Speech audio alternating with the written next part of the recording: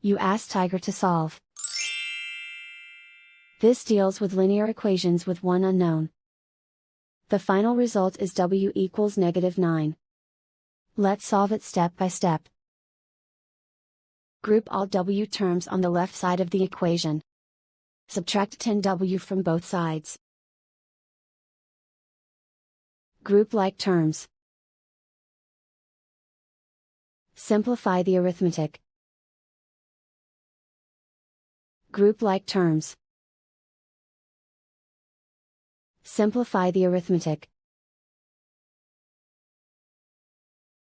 Group all constants on the right side of the equation.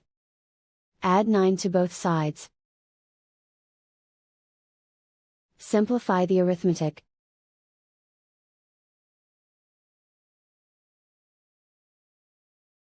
Isolate the w. Divide both sides by -2. Cancel out the negatives.